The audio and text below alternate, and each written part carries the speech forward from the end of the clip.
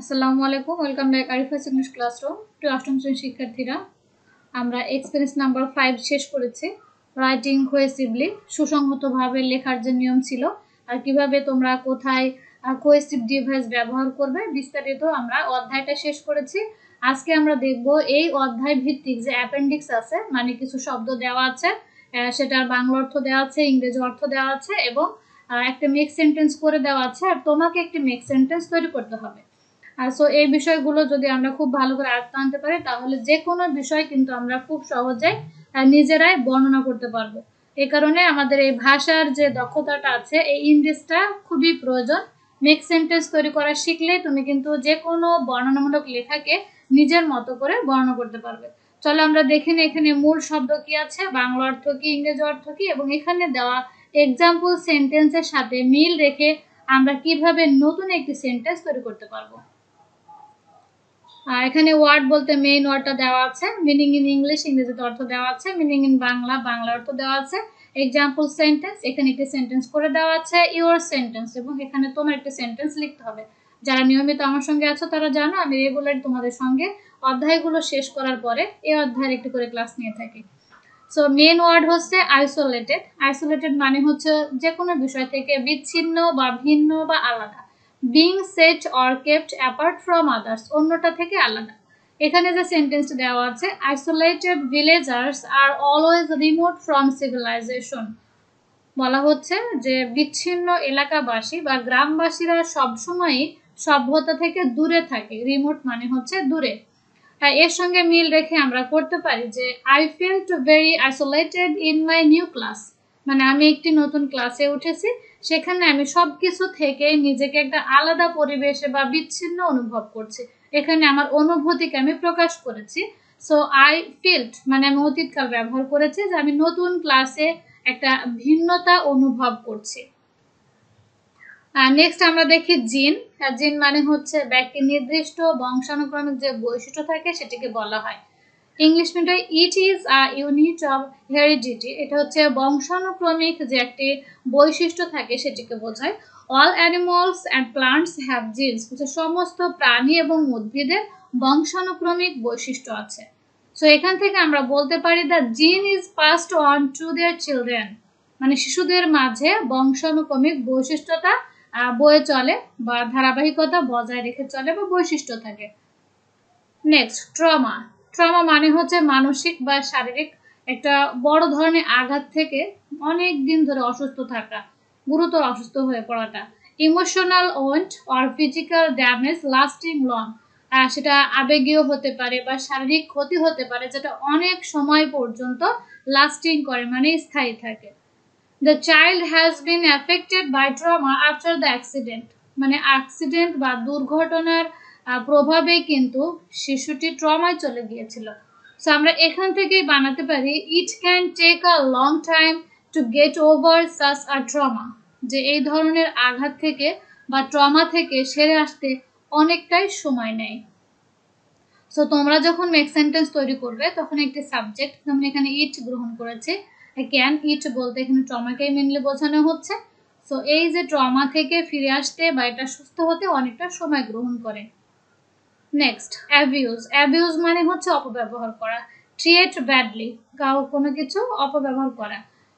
The boss abuses the workers, এখানে যে বস আছে তিনি হচ্ছে তার কর্মীদের সঙ্গে খারাপ ব্যবহার করেন বা অপব্যবহার করেন।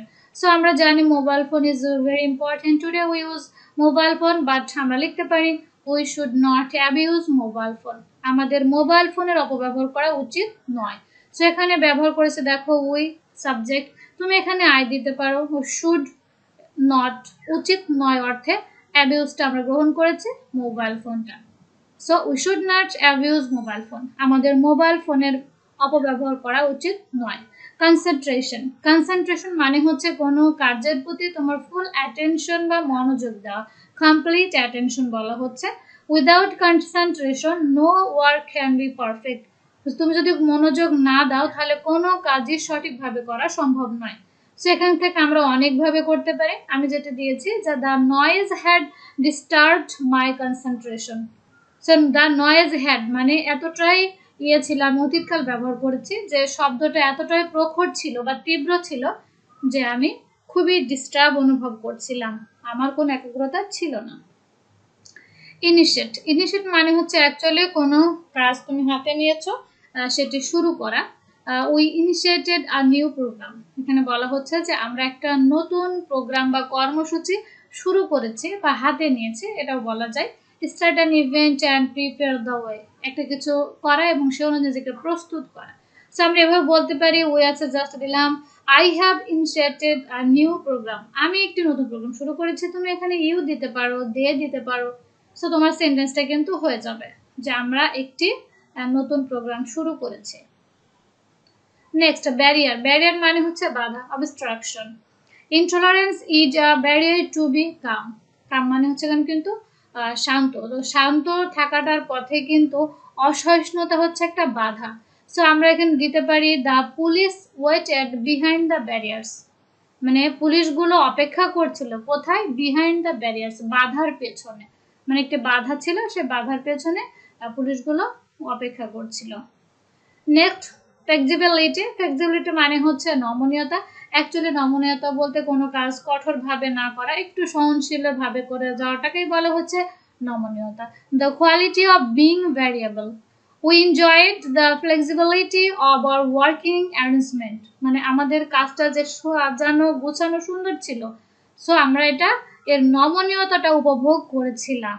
সো আমরা দিতে পারি they enjoyed the flexibility of their new job, তাদের নতুন কাজে একটা নমনীয়তা ছিল, সেটা তারা উপভোগ করেছে। এখানে উই ছিল, সাবজেক্ট চেঞ্জ করেছে, just they enjoyed the flexibility গ্রহণ করেছে, এখানে অবজেক্টটা চেঞ্জ করেছে, নিউ জব দিয়েছি। এভাবেই তোমরা চেঞ্জ করবে, একটু একটু করে শিখবে, দেখবে একদিন হয়ে যাবে। আলাদিনের প্রদীপ নয় যে তুমি একদিনেই মেক সেন্টেন্স তৈরি করা শিখে গেলে, প্র্যাকটিস করতে হবে। Gradually, day by day you will practise, you will learn. You don't practise, you don't learn. যত বেশি প্র্যাকটিস করবে তত বেশি শিখতে পারবে। বারবার একটা জিনিস ট্রাই করতে হবে, একদিন করে থেমে গেলাম এমনটা করলে কিন্তু হবে না। নেক্সট, নেভিগেট মানে হচ্ছে সঠিক পথে পরিচালনা করা। ডিরেক্ট, কেয়ারফুলি, খুব সতর্কতার সাথে নির্দেশনা দেওয়া, অ্যান্ড সেফলি, নিরাপদে যাওয়া। So he navigated his way to the water হচ্ছে বেদি, সে বেদিটিকে সঠিকভাবে পরিচালিত করতে পেরেছিল। সো আমরা জানি যে তারা গতিপথ দেখে কিন্তু হচ্ছে কি জাহাজগুলো তাদের গতিপথ সঠিকভাবে পরিচালনা করে, সেখান থেকে আমরা নিতে পারি ships use to be navigated by the stars, তারাগুলো দ্বারাই কিন্তু জাহাজগুলো কি হয়, সঠিক পথে পরিচালিত হয়। সো এখানে শিপস হচ্ছে সাবজেক্ট। আনওয়েভারিং মানে হচ্ছে অটুট, একেবারে মজবুত একটা বন্ধন। Marked by determination or resolution firm, একদম যে কঠিন সুন্দর একটা বন্ধন থাকে, অটুট বন্ধন যেটাকে বলা হয় সেটি। Her unwavering determination led her to achieve her goals, বলছে তার যে অটুট বন্ধনটা বা তার এই নিরবিচ্ছিন্ন দৃঢ়তার কারণেই কিন্তু সে তার লক্ষ্যে পৌঁছাতে পেরেছে বা তার লক্ষ্যটা অর্জন করতে পেরেছে। আমরা দিতে পারি I like his unwavering support, আমি তাকে পছন্দ করি, কেন, তার এই অটুট সমর্থনের জন্য। মানে একজন মানুষ তোমাকে খুব সমর্থন করে, ইজিলি বলতে পারো, এখানে আই দিয়েছে, তুমি ইউ দিতে পারো, দে দিতে পারো, এভরিথিং সাবজেক্ট তুমি এখানে ব্যবহার করতে পারো। নেক্সট, কম্প্যাশনেট মানে হচ্ছে সহানুভূতিশীল, sympathetic or caring.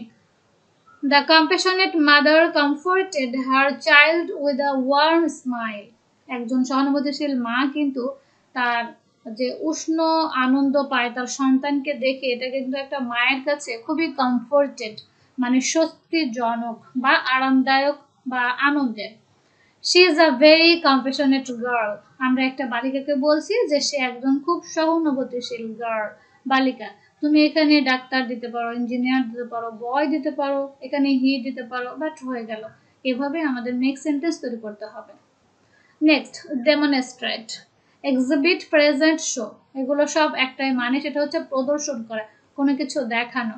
The teacher asked the students to demonstrate the experiment, শিক্ষক ছাত্রদের জিজ্ঞেস করেছিল যে তোমাদের ডেমনস্ট্রেট করো, মানে তোমাদের পরীক্ষায়নটি আমার সামনে প্রদর্শন করো। প্লিজ ডেমনস্ট্রেট ইউর অ্যাসাইনমেন্ট, তোমরা নিশ্চয় জানো যে আমরা অ্যাসাইনমেন্ট তৈরি করে থাকি, এখানে আমি বলেছি দয়া করে তোমার অ্যাসাইনমেন্ট বা কাজটি প্রদর্শন করো। ইনকর্পোরেট মানে হচ্ছে অন্তর্ভুক্ত। Include, unit or merge. I like to incorporate healthy habits into my daily routine. আমি আমার প্রতিদিনের রুটিনে স্বাস্থ্যকর অভ্যাসগুলো অন্তর্ভুক্ত করাটাকে পছন্দ করি। সো আমরা দিতে পারি we can incorporate this information into our report. আমরা কি করতে পারি? আমরা এই তথ্যটিকে আমাদের প্রতিবেদনে অন্তর্ভুক্ত করতে পারি। সো আমাদের এই পর্যন্ত ছিল আজকের যে তোমাদের 5 এর মূল শব্দ, সেন্টেন্স এবং এখানকার যে সেন্টেন্সগুলো ছিল সেগুলো আমি বাংলা করে দিয়ে তোমাদের বোঝানোর চেষ্টা করেছি। যদি একবারে না বোঝো কয়েকবার দেখবে। নেক্সটে আমরা 6 পয়েন্ট শুরু করব। সো 6 এর এই অভিজ্ঞতাটি আমাদের এখনো ক্লাস করা হয়নি। এটা শেষ করার পরে আমরা এখানে মেক সেন্স টেস্ট তৈরি করব। আর সেই পর্যন্ত সবাই ভালো থাকবে। অন্য কোনো ভিডিওতে আবার দেখা হবে। আজকে এই পর্যন্ত। আসসালামু আলাইকুম।